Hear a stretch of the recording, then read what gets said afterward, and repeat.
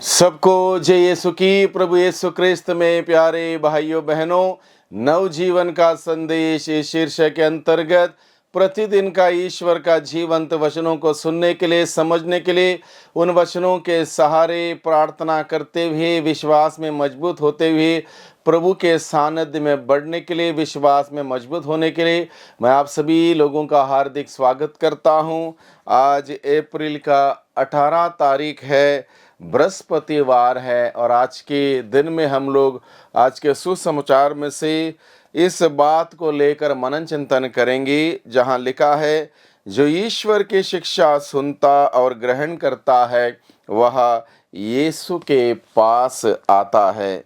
जो ईश्वर की शिक्षा सुनने वाला और ग्रहण करने वाला यीशु के पास आता है या फिर आ सकता है, इस बात को लेकर हम लोग आज के दिन में मनन चिंतन करेंगे। इसमें 2-3 बातें हैं जहां पर हमें मनन चिंतन करने की ज़रूरत है। सबसे पहली बात, ईश्वर की शिक्षा सुनना और उसको ग्रहण करना। कैसे सुनना, कैसे ग्रहण करना, और इसका नतीजा क्या है? और उसका नतीजा ये है, यीशु के पास जाना। ईश्वर की शिक्षा किस प्रकार की है? सबसे पहला विषय है हम सबों के लिए मनन चिंतन करने के लिए, ईश्वर की शिक्षा किस प्रकार की है। ईश्वर की शिक्षा एक दूसरे से प्यार करने की, क्षमा करने की, एक दूसरे को मान सम्मान इज्जत देने की, सच्चाई के मार्ग पर चलने की, ईमानदारी के मार्ग पर चलने की, न्याय की, शांति की और भाईचारे की शिक्षा है। यानी कि इस प्रकार की शिक्षा जो ईश्वर की ओर से आती है, जो सबों को एक प्रकार से आशीष और अनुग्रह प्रदान करती है, ऐसी शिक्षा जिसके द्वारा किसी प्रकार का बंधन नहीं है, किसी प्रकार का तकलीफ नहीं, किसी प्रकार से गुमराह करने की बात नहीं, बल्कि स्पष्ट है। और ये बात और ये विचार हर एक व्यक्ति को आशीष प्रदान करने वाली है। ये है ईश्वर की शिक्षा। और ईश्वर की शिक्षा से शिक्षित होने का तात्पर्य क्या है? ईश्वर से शिक्षा से शिक्षित होने का तात्पर्य धार्मिकता के मार्ग में चलना, धार्मिकता के मार्ग में आगे बढ़ना। और प्रभु चाहता है कि हम धार्मिकता के मार्ग में आगे बढ़ें, ईश्वर की शिक्षा के अनुसार जीवन बिताएं, ताकि हम सभी उस प्रभु के पास आ सकें।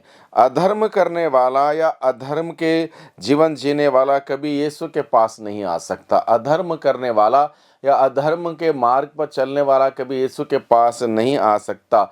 हम बाइबल में पढ़ते हैं, जक्कियुस नामक व्यक्ति जो अधर्म कर रहा था, लोगों को ठग रहा था, गलत रीति से पैसा इकट्ठा कर रहा था, और ये व्यक्ति जब तक इस अधर्म के रास्ते पर रहा तब तक यीशु से मुलाकात नहीं कर पाया। जिस दिन उसने तय किया मुझे यीशु को देखना है, अधर्म के रास्ते को छोड़कर यीशु के रास्ते पे आ गया, यीशु के रास्ते पे चला, यीशु के रास्ते में जाके यीशु का इंतज़ार में बैठा, तब जाके यीशु से मुलाकात होती है। और यीशु से मुलाकात होने का तात्पर्य यह हुआ, उसके जीवन में मुक्ति का आगमन हुआ, उसका जीवन बदल गया, नाम बदल गया, काम बदल गया, सब परिवर्तन उसके जीवन में आ गया। इस प्रकार से जब तक अधर्म के रास्ते पर था, यीशु नहीं मिले, धार्मिकता के मार्ग में आ गया, यीशु मिल गया। सच्चाई के मार्ग पर चलने वाला ही यीशु के पास जा सकता है, क्योंकि प्रभु यीशु ही कहता है, मैं ही सत्य हूँ। सच्चाई के मार्ग पर चलने वाला ही यीशु के पास जा सकता है, क्योंकि स्वयं प्रभु यीशु मसीह सत्य है। इसलिए सत्य हमें आज़ाद कर देगा। सत्य के मार्ग पर चलते हुए सत्य का जीवन बिताने के लिए प्रभु हमें बुलाता है। यीशु के पास हमें जाना है, क्योंकि यीशु ही मुक्तिदाता। यीशु के पास हमें क्यों जाना है? यीशु ही मुक्तिदाता है। बाइबल में हम पढ़ते हैं, आकाश के नीचे धरती के ऊपर समस्त मानव जाति के लिए ईसा नाम के सिवा दूसरा कोई नाम नहीं दिया गया है जिसके द्वारा मुक्ति मिल सकती। ईसा नाम के सिवा आकाश के नीचे धरती के ऊपर समस्त मानव जाति के लिए दूसरा कोई नाम नहीं दिया गया जिसके द्वारा मुक्ति मिल सकती। यानी कि मानव जाति को मुक्ति प्राप्त करने के लिए एकमात्र नाम दिया गया है, वो है ईसा का नाम। इसलिए ईसा के पास जाने की ज़रूरत है। ईसा के पास जाने के लिए ईश्वर की शिक्षा सुनना, ग्रहण करना बहुत ही ज़रूरी है, तभी जाके इंसान ईसा के पास जा सकता है। ईसा मसीह मुक्तिदाता है। हर हम सभी लोगों के लिए मुक्ति देने के लिए प्रभु मसीह इस धरती पर आए। उस प्रभु के पास जाने की ज़रूरत है, उसमें विश्वास करने की ज़रूरत है। जो उसमें विश्वास करता है उसे मुक्ति प्राप्त है। इसलिए मुक्ति प्राप्त करने के लिए हमें प्रभु ईसा में विश्वास करने की ज़रूरत है, तो हमें और अपने पूरे परिवार को मुक्ति प्राप्त होगी। यही बात बाइबल हमें सिखाता है। इसलिए आज के दिन में प्रभु का वचन हमें बुलाता है, ईश्वर की शिक्षा सुनने की ज़रूरत है, उसको ग्रहण करने की ज़रूरत है, तभी जाके वह इंसान यीशु के पास जा सकता है, क्योंकि यीशु मुक्तिदाता। प्यारे भाइयों बहनों, यीशु के पास हम सभी जाएं। हम सबों के लिए आवश्यक है यीशु के पास जाना। यीशु के बगैर दूसरा कोई हमें मुक्ति नहीं दे सकता, दूसरा कोई हमें स्वर्ग नहीं ले जा सकता। स्वर्ग से जो उतर के आया है स्वर्गीय रोटी बनकर, वही हम सबों को स्वर्गीय जीवन दे सकता है, स्वर्गीय आनंद और खुशियाँ दे सकता, हम सबों को आज़ाद कर सकता है, अनंत जीवन का तोहफा हमें दे सकता है। इसलिए उस प्रभु के पास जाना है। प्रभु के पास जाने का रास्ता है उसकी शिक्षा सुनना, उसके अनुसार चलना।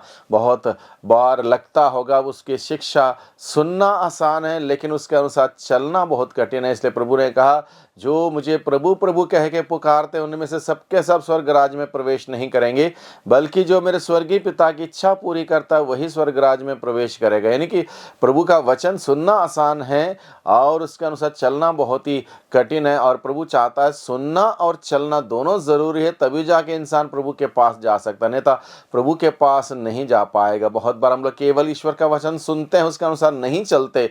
तो आज के दिन में हम प्रभु से प्रार्थना करें, प्रभु आपका वचन सुनने की कृपा हमें दीजिए, और उससे भी ज़्यादा हमें ताकत और साहस में इस बात को लेकर दीजिए कि हम आपके वचन के अनुसार हम चलें, आपके वचनों को ग्रहण कर सकें, उसके अनुसार चल सकें, ताकि प्रभु हम आपके पास आ सकें। और आपके पास आने से हमारी मुक्ति संभव है, हमारा उद्धार संभव है।